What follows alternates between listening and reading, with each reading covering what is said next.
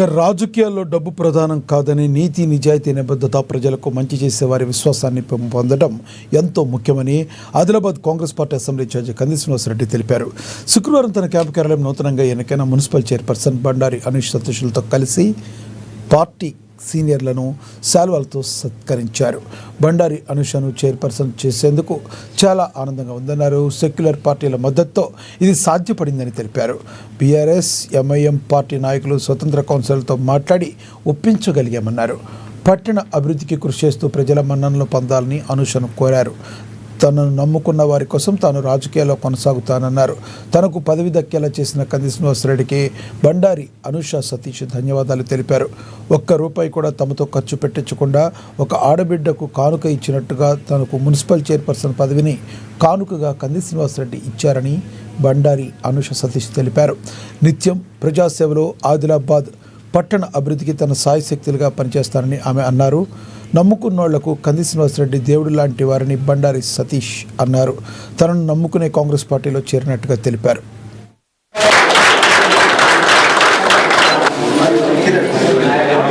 Congress party కౌన్సిలర్లందరికీ కూడా municipal chairman గా కొత్తగా ఎన్నుకోబడినటువంటి నా చెల్లెమ్మ బండారి అనూష గారు, సతీష్ గారు, సతీష్ అన్న ఇంత మంచి వ్యక్తికి ఇప్పించినందుకు నాకు చాలా, మున్సిపల్ చైర్మన్ పీఠం మీద కూర్చోబెట్టినందుకు నాకు చాలా గర్వంగా ఉన్నది.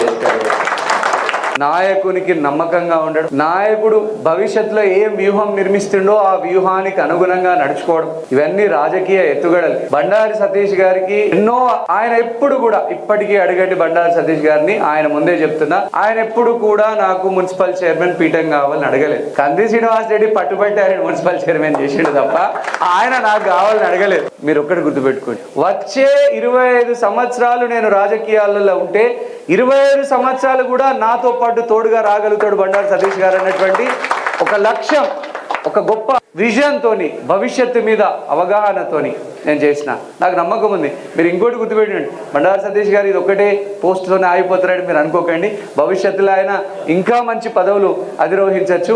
మీరు ఒక్కటి గుర్తుపెట్టి, రాజకీయాలు అనేవి 100 మీటర్ల స్ప్రింట్ కాదు, అంటే 100 మీటర్లు ఉరికి అలసిపోయేది కాదు. రాజకీయాలు అనేది ఒక 10,000 కిలోమీటర్ల పాదయాత్ర లాంటిది. రోజు కొట్లాడుతూనే ఉండాలి, రోజు పనిచేస్తూనే ఉండాలి. అయ్యో నాకేం రాలేదు అని అలసిపోవద్దు, మంచితనం నిలుపుకోండి. నేను నిజంగా చెప్తున్నా, ఆహ్వానాన్ని మన్నించి పార్టీలో జాయిన్ అయ్యి నా మాట నిలబెట్టి, ఎవరైనా కానీ నిబద్ధతతో ఒక్కడి గుర్తుపెట్టుకోండి, కంది శ్రీనివాస్ రెడ్డిని మీ బిడ్డను నమ్ముకున్నోళ్ళు ఎవ్వరూ నష్టపోరు. మీ అందరికీ కూడా భవిష్యత్తులో మంచి పదవులు వస్తాయి. మీ అందరినీ మంచి స్థాయికి తీసుకుపోవడానికే నేనున్నా. ఒక్కడి మాత్రం గుర్తుపెట్టుకో, ఏది ఏమైనా అటు సూర్యుడు ఇటు పొడిచిన నన్ను నమ్ముకున్న వాళ్ళని కాపాడుకోవడమే నా జీవితం.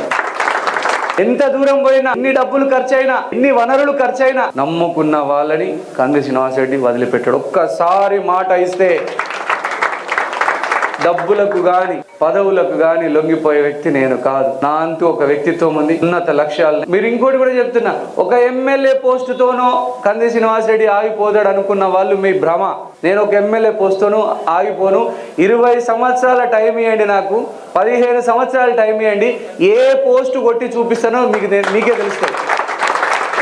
ప్రత్యేకంగా ధన్యవాదాలు చెప్పుకోవాల్సింది మన సీనన్నకి. అన్న నన్ను తన తోడబుట్టిన చెల్లెలుగా భావించి, ఇండిపెండెంట్ అయినా కూడా నేను సపోర్ట్ ఇస్తా అమ్మా, అన్ని రకాలుగా నేను సహకరిస్తా, మీరు ఖాళీ వచ్చి మీరు అక్కడ సీట్లో కూర్చోవడమే ప్రజలకు సేవ చేయడమే అని చెప్పేసి మాకు మాట ఇచ్చిండు. అన్న మాకెప్పుడు ఈ పదవిస్తా ఆ పదవిస్తా అని మాకెప్పుడు చెప్పలే. అన్న స్టార్టింగ్ లో చెప్పింది ఒకటే ఒక మాట, మీ కష్టాన్ని నేను చూస్తా, మీరు ఎంత న్యాయంగా ఉంటారో మీరు చూస్తా అని ఒక్క మాట చెప్పిండు అన్న. ఆ మాట మీద నమ్మకంతోనే మా ఆయన గాని మేమందరం టీం జాయిన్ అయినాము. అన్న అప్పుడు ఇచ్చిన మాట ఇప్పుడు నిలబెట్టుకున్నాడు. ఎందుకంటే ఇండిపెండెంట్ ని చైర్మన్ చేయడం అంటే ఇది సాధారణ విషయం కాదు. మనకు వచ్చేసి కాంగ్రెస్ నుంచి 11 మంది ఉన్నా కూడా మిగతా టీం అంతా మనకు కోరం చేసి, అన్న ఎంత చేయాలో అంతకంటే ఎక్కువ చేసి వాళ్ళ టీం మొత్తం మన సహకరించి ఒక ఇండిపెండెంట్ ని చైర్మన్ చేయడం ఇదే ఫస్ట్ టైం అనుకుంటా నాకు తెలిసి.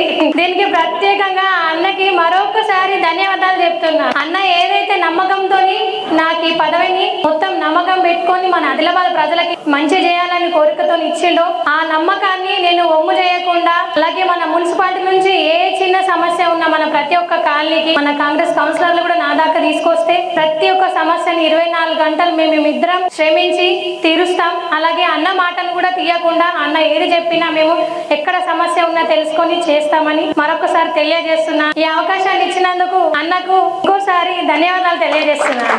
అన్నని నమ్ముకొని ఆ వాడు ప్యూర్ బీజేపీ వాడు అయినా కూడా నేను అన్నని నమ్ముకొని కాంగ్రెస్ పార్టీలకు నా వార్డు కాలనీ సమస్యల కోసం వార్డు పబ్లిక్ సమస్యల కోసం అక్కడ అభివృద్ధి కోసం నేను అన్నని నమ్ముకొని కాంగ్రెస్ పార్టీలకు రావడం జరిగింది. కానీ ఏది ఏమైనా కూడా నేను 2 సంవత్సరాలలో పేరు తెచ్చుకున్నా. దయచేసి మీరు కూడా అన్న మీద నమ్మకంతో మీరు కూడా మంచిగా పేరు తెచ్చుకోండి. నాకు వచ్చిన ప్రతిఫలం మీకు కూడా రావచ్చు. ఎందుకంటే నమ్ముకున్న వాళ్ళకు దేవుడు కందిసేనన్న.